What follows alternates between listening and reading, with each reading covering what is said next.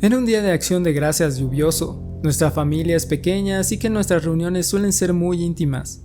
Éramos mi mamá, mis 2 hermanas, mis abuelos y yo para la cena en casa de mi madre. Mi hermana mayor Nancy se había independizado hace años, mientras que mi hermana menor Jamie y yo aún vivíamos con mi mamá. Nuestros abuelos vivían a solo 20 minutos y el resto de la familia de parte de mi papá en otra ciudad. Todos estábamos ayudando a preparar la comida y mi abuela también traía algunos platillos. Siempre cenábamos acción de gracias a las 6 en punto. Mis abuelos llegaron alrededor de las 5, así que salimos a ayudarles a caminar bajo la lluvia hasta la entrada para que no resbalaran, ya que el clima estaba terrible. Una vez dentro, pusimos el partido de fútbol de americano en la sala y me senté a verlo junto a mi abuelo, quien era un gran fanático de los Cowboys. Mientras tanto, mis hermanas ayudaban a mi mamá en la cocina. La tormenta hacía que el ambiente fuera más acogedor, creando una sensación relajada para la cena, o al menos eso parecía al principio. Cuando llegó la hora de poner la mesa, fui a ayudar. Nos sentamos todos a las 6, como de costumbre, con una gran cantidad de comida para ser tan pocos. Pavo, pierna de cordero, papas, relleno, maíz, salsa de arándanos, pan de maíz y muchos otros platillos que probablemente olvido. Durante la cena, charlábamos y bebíamos vino, y después nos mudamos a la sala para seguir viendo el partido de fútbol. En algún momento, antes de que terminara el juego, sonó el timbre. Seguía lloviendo a cántaros, y no esperábamos a nadie más. Mi mamá dijo en tono preocupado, ¿será tu padre? La relación entre mis padres era complicada y no se hablaban, pero no era imposible que apareciera por sorpresa. Mi mamá pidió que fuera a ver quién era. Me acerqué a la puerta y grité, ¿quién es? Apenas pude oír la voz de un hombre del otro lado debido al fuerte ruido de la lluvia. Así que abrí la puerta, pero dejé cerrada la puerta mosquitera con llave. Del otro lado vi a un hombre afroamericano con una gran chaqueta impermeable y la capucha puesta. Se acercó más y me gritó algo, pero tuve que pedirle que lo repitiera 2 veces hasta que entendí que pedía comida diciendo que tenía hambre. Luego añadió algo sobre que el señor recompensaría con buen karma, si le dábamos algo de comer, claro. Le dije que esperara un segundo. Fui a la sala y les conté a todos que había un hombre afuera pidiendo comida. Mi mamá me dijo que cerrara la puerta, pero mi abuela, con su corazón siempre compasivo, sugirió que le diéramos algo. Decidí preparar un plato con las sobras. Fui a la cocina, agarré varios platos desechables para que la lluvia no arruinara la comida y preparé algo rápido. Cuando regresé a la puerta, el hombre seguía ahí, pero en cuanto levanté el plato para mostrárselo, intentó abrir la puerta. Grité, «Espera, está cerrada con llave», pero ya me había puesto en alerta. Aún así, cometí el error de abrir la puerta. Tan pronto que comencé a empujarla, él tiró de ella con fuerza e intentó entrar. Instantáneamente arrojé la comida y lo empujé mientras gritaba para que mis hermanas vinieran a ayudarme. Nancy llegó rápidamente y logramos empujar al hombre hacia afuera y cerrar la puerta justo cuando vi a otros 2 hombres corriendo hacia nosotros desde el camino de la entrada. Conseguimos cerrar y asegurar la puerta justo a tiempo. Corrí hacia la puerta trasera para asegurarme de que estuviera cerrada con llave. Yo era el único hombre joven en la casa y sentía que tenía que proteger a mi familia. Todos estaban histéricos mientras decidíamos qué hacer. Una de mis hermanas llamó a la policía. Mientras mi hermana llamaba, yo iba de ventana en ventana vigilando. A través de la lluvia torrencial, vi a 2 hombres corriendo por el césped hacia la puerta trasera. Imagino que intentaron abrirla, pero al no poder volvieron corriendo hacia la reja y desaparecieron.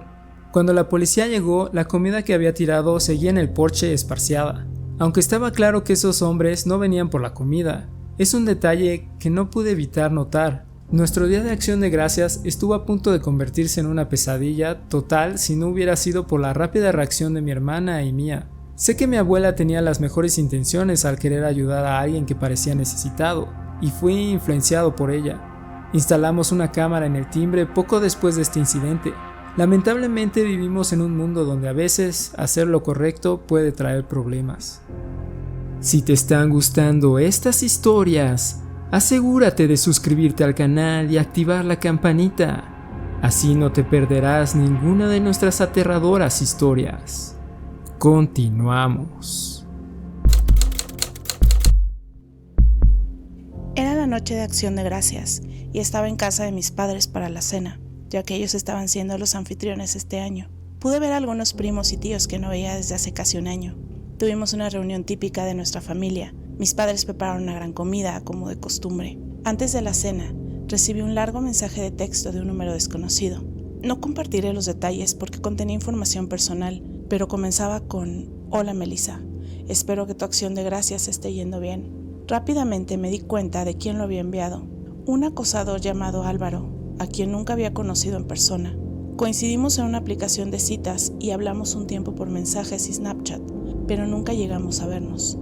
Desde el principio me dio una sensación obsesiva, y cuando rechacé educadamente salir con él, alegando que no teníamos mucho en común, su comportamiento se volvió más insistente y agresivo. En una ocasión, incluso me amenazó cuando publicó una historia de Snapchat con una amiga tomando algo, creyendo que estaba en una cita con otro hombre. Fue en ese momento que lo bloqueé de todas las plataformas y bloqueé también su número de teléfono. Pero el contacto no terminó ahí. Empecé a recibir solicitudes de cuentas falsas en mis redes sociales, y esas cuentas no tenían seguidores y tenían nombres aleatorios, las cuales yo bloqueaba inmediatamente.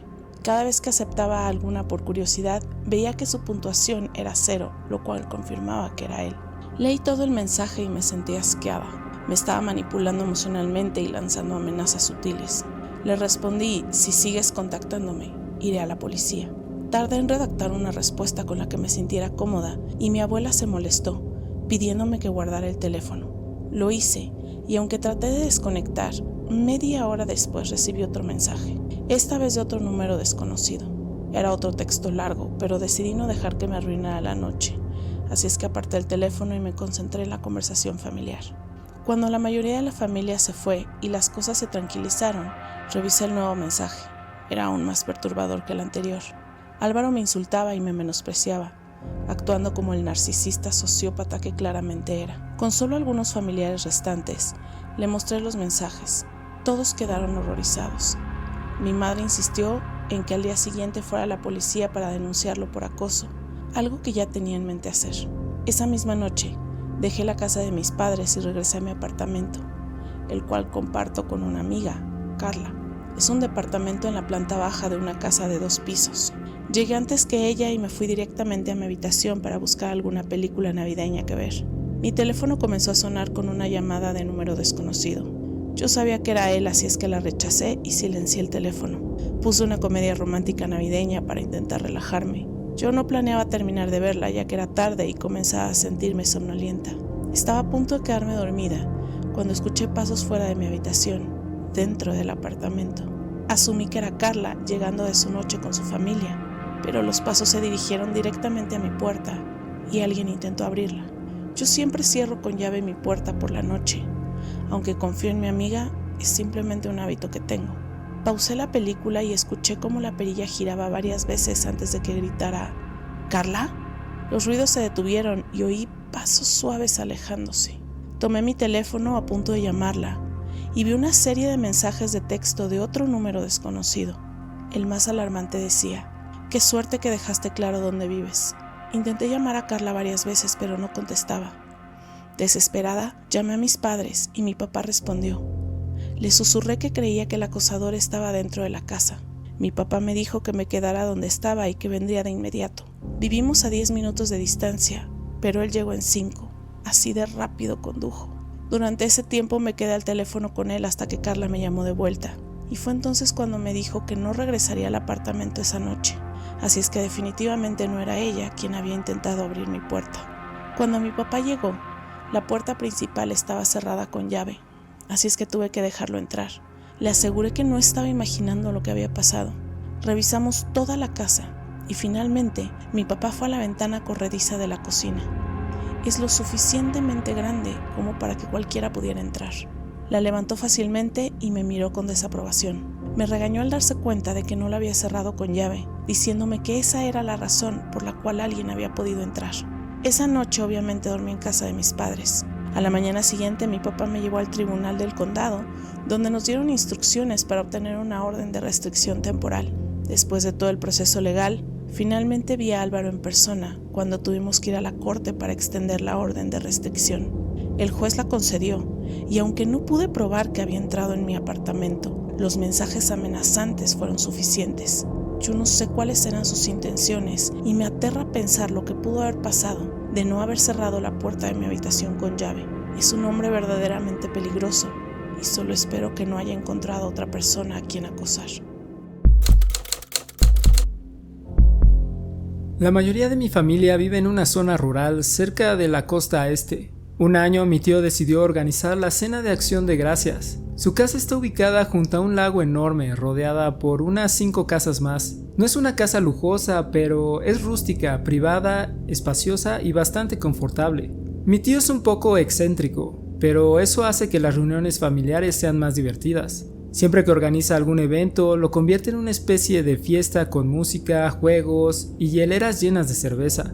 Llegamos a su casa alrededor de las 3 de la tarde. Todos nos pusimos a beber cervezas, picar algunas botanas como papas y dip, y a jugar juegos de cartas, mímica e incluso un poco de baloncesto con mis primos. Aunque eso no duró mucho después de unas cervezas y bocadillos. La tarde transcurrió entre risas, música y juegos, una manera un tanto inusual de celebrar la víspera de Navidad, lo sé. Alrededor de las 5:30, cuando empezó a oscurecer, mis tíos empezaron a sacar la comida y la pusieron sobre una mesa bajo un gran gazebo que tienen en el patio. Justo al atardecer nos sentamos a comer. El gazebo tenía luces, así que cuando oscureció por completo las encendimos. Para las 6 de la tarde ya estaba todo completamente oscuro. Mi tío es probablemente el único que insiste en hacer la cena de Navidad al aire libre, pero a todos nos gusta, lo hace más entretenido y original. Sin embargo, la diversión no duró mucho. De repente, mi primo señaló hacia los árboles y dijo: «Papá, ¿quién es ese?». Mi tío se volteó y preguntó: «¿Quién diablos?». Había una persona de pie frente al bosque, como una estatua observándonos mientras comíamos. Mi tío se levantó y comenzó a caminar hacia el extraño gritándole: «¿Te puedo ayudar con algo?». Estaba a medio camino cuando el tipo se dio la vuelta y corrió hacia el bosque. Mi tío, claramente ya algo borracho, se rió y dijo: «Debe ser uno de los locos del vecindario», y volvió a la mesa. Mi tía no se lo tomó con tanta gracia y yo estuve de acuerdo con ella.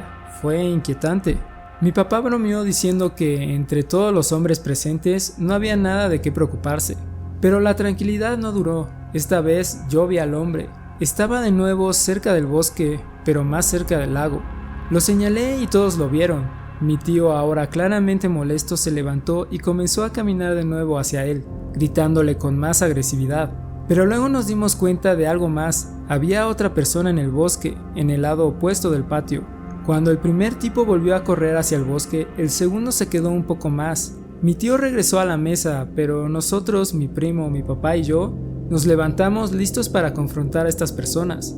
Pero justo cuando íbamos hacia ellos, el segundo hombre también desapareció entre los árboles. En ese momento decidimos que era hora de recoger todo. Empezamos a limpiar la mesa, llevando los platos y la comida a la cocina. Cuando terminamos, todos nos fuimos al interior de la casa. Mi tío dejó las luces exteriores encendidas, ya que tanto él como mi tía estaban en alerta con extraños merodeando su propiedad. No parecían ser niños, y ¿quién haría algo así en la víspera de Navidad? La teoría más aceptada en ese momento era que eran adolescentes borrachos o personas jóvenes de unos 20 años sin reunión familiar jugando una mala broma. Eventualmente me levanté para agarrar otra cerveza del cooler que aún estaba afuera. Mientras lo hacía, mi tío y mi papá me pidieron que les trajera una también, así que fui solo al gazebo. Cuando llegué, de repente me sentí incómodo. Las luces del gazebo estaban apagadas y todo estaba muy silencioso. Agarré tantas cervezas como pude para no tener que volver, pero al dar la vuelta para regresar, escuché cómo una de las sillas bajo el gazebo se movía sobre el concreto. Me giré y vi a alguien caminando alrededor de la mesa. Era alto, probablemente más de 1,95. Empecé a gritar por mi tío mientras corría de vuelta a la casa. Mi tío y mi papá salieron y les dije que había alguien ahí. Justo en ese momento se escuchó un golpe fuerte en el otro lado de la casa, como si alguien estuviera golpeando la pared exterior. Ver a mi papá y a mi tío genuinamente asustados me puso algo nervioso. Entramos y mi tío cerró la puerta con llave. No sabíamos cuántas personas había afuera, pero sentíamos que la casa estaba rodeada. Mi tía corrió a cerrar todas las cortinas y persianas, porque sentíamos que nos estaban observando desde afuera. Mi tío llamó a la policía, algo inusual para él, que siempre evita involucrar a las autoridades. Estuvo al teléfono unos 10 minutos. Mientras esperábamos, la tensión en la sala era palpable. De repente escuchamos un fuerte golpe en una ventana y el vidrio de la cocina se hizo añicos. Mi tía gritó a mi tío que fuera a buscar el viejo rifle del closet, pero él respondió que no había estado cargado en años. Por suerte, la policía llegó rápido. Uno de los intrusos había lanzado un ladrillo con una nota atada que decía: «Váyanse ahora». Parecía una amenaza clara. Al día siguiente, el banderín del candidato político que mi tío tenía afuera desapareció, lo que nos hizo pensar que las motivaciones de estas personas tal vez eran políticas. Esa es la teoría más realista, porque a menos que mis tíos o mis primos sean los peores vecinos del mundo, no se me ocurre otra razón para que su casa fuera atacada de esa manera en plena víspera de Navidad. Lo que está claro es que hay gente muy enferma por ahí.